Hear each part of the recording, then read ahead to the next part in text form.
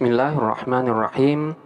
Pembahasan kita kali ini masih tentang lafadz-lafadz yang masuk dalam kategori dzaraf zaman.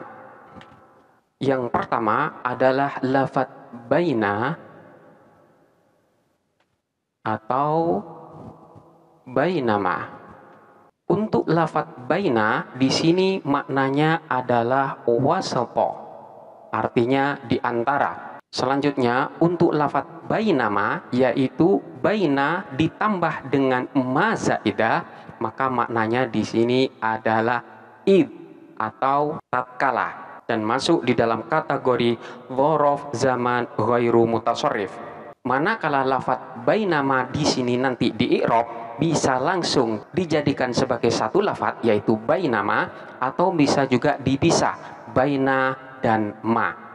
Untuk spesifikasinya adalah yang pertama, lafadz baina sebelum dimasukin oleh ma zaidah yaitu sebelum menjadi bainama, maka dia itu dihukumin mansub yaitu di i'rab nasab.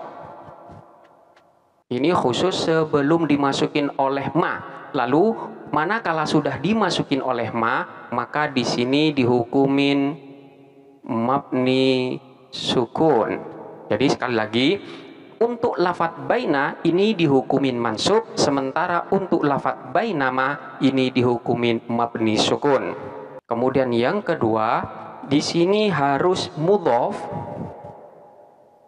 kepada jumlah, baik itu jumlahnya ismiyah atau fi'liyah. Kemudian yang ketiga adalah membutuhkan jawaban untuk menyempurnakan makna. Jadi di sini selalu membutuhkan jawaban karena lafadz baina di sini mengandung makna syarat. Kemudian yang keempat di sini mengandung makna fujaiyah. Jadi yang mengandung makna fujaiyah ini manakala lafadz baina di sini sudah disambung dengan ma zaidah menjadi bainama. Dan yang kelima sebagaimana tadi telah disinggung bahwa lafadz baina atau bainama di sini termasuk dari dzaraf zaman ghairu mutasharrif. Jadi sekali lagi, yang pertama akan dihukumin mansub untuk lafadz baina, kemudian dihukumin mabni sukun untuk lafadz bainama. Kemudian yang kedua mudhof. Ini untuk lafadz baina, artinya yang masih belum dimasukin oleh ma, di sini harus selalu dimudhofkan kepada jumlah, baik jumlah tersebut jumlah ismiyah maupun jumlah fi'liyah. Dan yang nomor tiga, keduanya di sana selalu membutuhkan jawaban karena sifatnya mengandung makna syarat. Dan yang keempat di sini untuk lafadz bainama di sini mengandung makna fujaiyah atau kejutan. Dan yang kelima keduanya masuk di dalam kategori ghairu mutasharrif. Artinya posisinya dia itu selalu sebagai dzaraf atau maf'ul fi. Contohnya seperti lafadz baina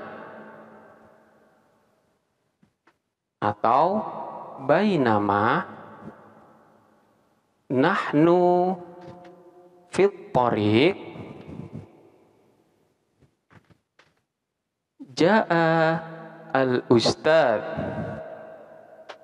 Baina atau bainama tatkala nahnu kami fit thariqi di jalan, jaa datang al-ustadu siapa ustad. Contoh yang lain seperti lafadz baina atau bainama kunna nal'abu jaa al-ustad. Baina atau bainama tatkala kunna ada siapa kami, nal'abu ialah bermain siapa kami, jaa datang al-ustadu siapa ustad. Di sini untuk lafadz baina, maka sebagaimana spesifikasi yang telah dijelaskan di awal, maka dia itu selalu dimudhofkan kepada jumlah. Pada contoh yang pertama, dia itu dimudhofkan kepada jumlah ismiyah, nahnu fitorik. Nahnu adapun kami fitoriki ialah berada di jalan. Jumlah nahnu fitorik di sini kedudukannya sebagai mudhof ilaih, sementara lafadz baina di sini sebagai mudhofnya. Kemudian contoh yang kedua, untuk baina ini dimudhofkan kepada jumlah fi'liyah, yaitu kunna nal'abu.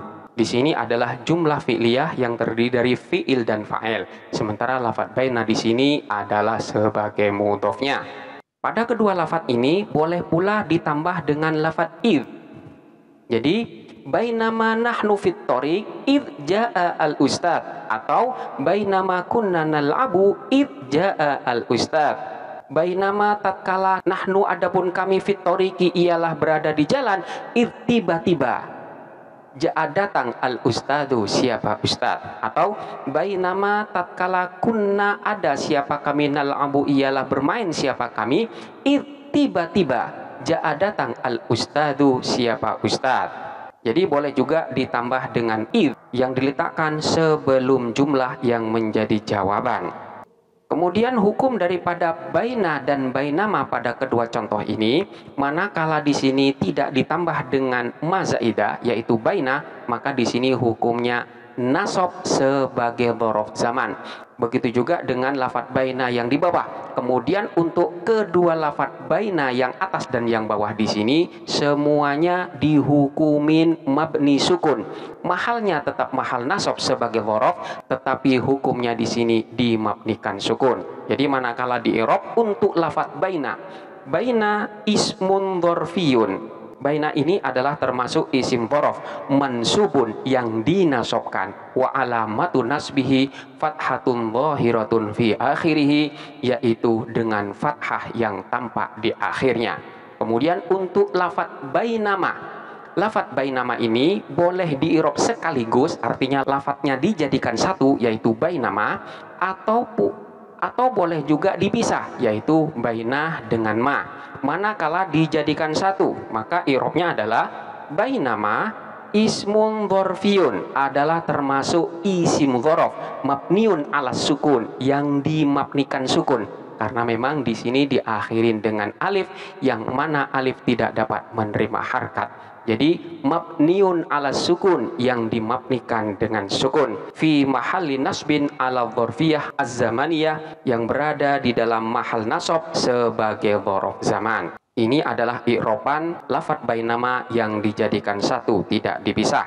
Kemudian i'robnya lafadz bainama yang dipisah antara baina dengan ma, maka baina ismu dzarfin adalah isim dzaraf mansubun yang dinasobkan, wa alamatu nasbihi fathatun, dan tanda nasobnya adalah dengan fathah.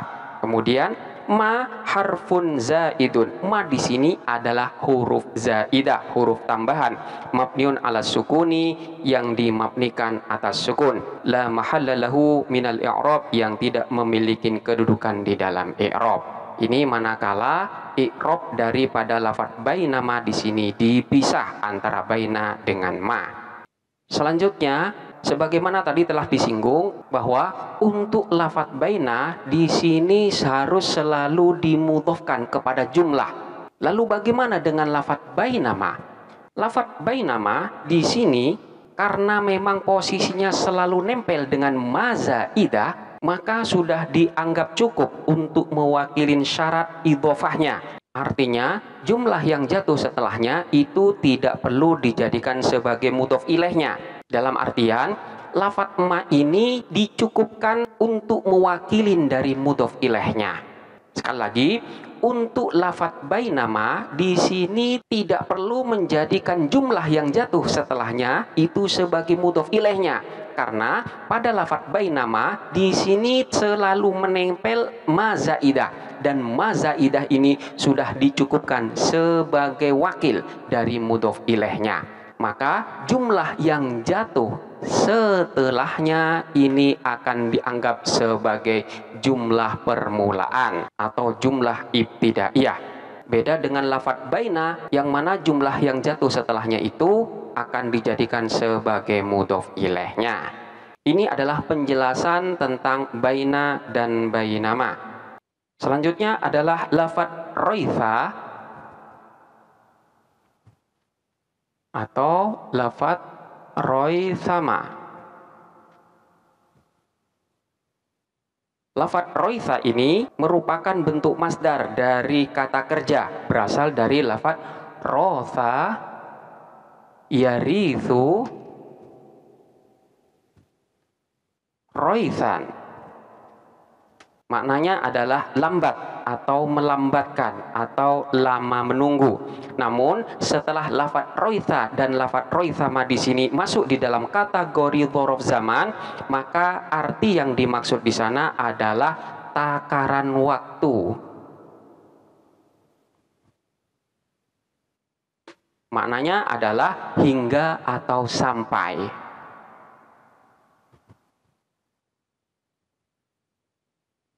Jadi makna roitha atau raithama itu adalah hingga atau sampai, yang mana maksud daripada hingga atau sampai di sini berfungsi sebagai takaran waktu. Contohnya seperti lafaz intadhirni.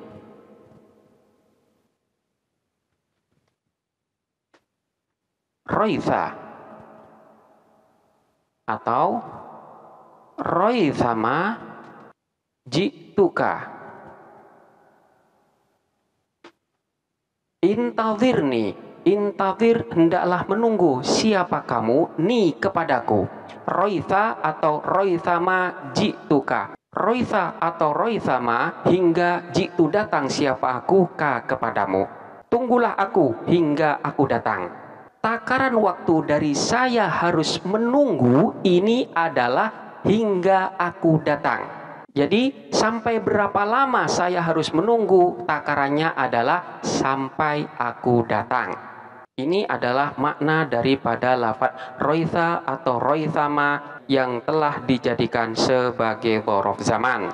Kemudian hukum daripada lafaz roitha atau roithama yaitu manakala fiil yang jatuh setelah lafaz roitha atau roithama di sini adalah fiil madhi, maka lafaz roitha di sini hukumnya adalah mabni fathah. Beda dengan lafaz roithama, di sini selama-lamanya dimabnikan sukun karena memang bersambung dengan ma zaidah yang mana huruf akhirnya di sini adalah alif.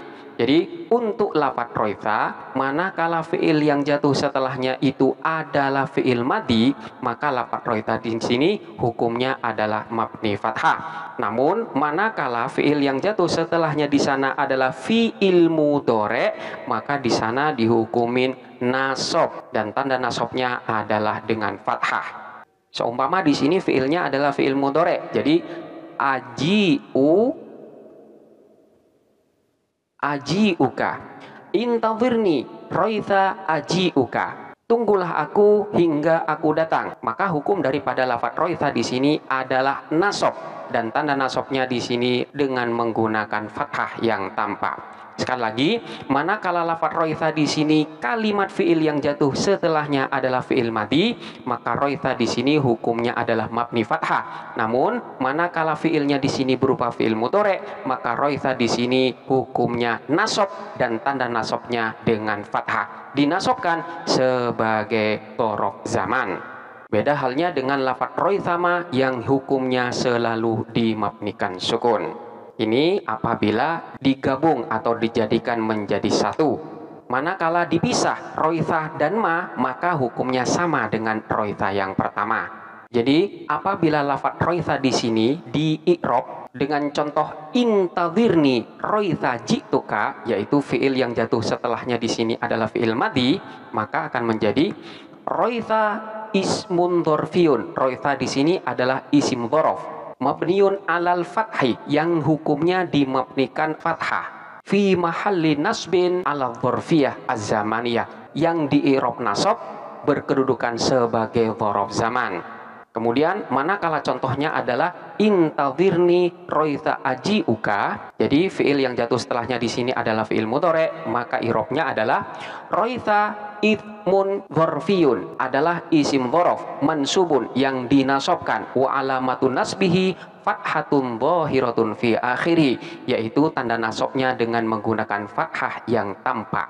Begitu juga dengan lafaz roithama. Roithama di sini manakala digabung atau dijadikan satu dengan ma, maka roithama ismun dorfiyun mabniun ala sukuni. Roithama di sini adalah isim dhorof yang dihukumin mabni atas sukun. Kemudian manakala antara roitha dan ma di sini dipisah, sama hukumnya dengan roitha yang awal. Tinggal ma-nya di sini adalah ma harfun zaidun mabniun ala sukuni. Ma di sini adalah huruf tambahan yang mabni atas sukun. Ini adalah beberapa penjelasan tentang lafadz-lafadz yang masuk di dalam kategori dhorof zaman. Untuk lafadz-lafadz berikutnya akan kita bahas pada pembahasan selanjutnya. Silakan untuk dipelajarin dengan seksama dan sampai jumpa pada pembahasan berikutnya.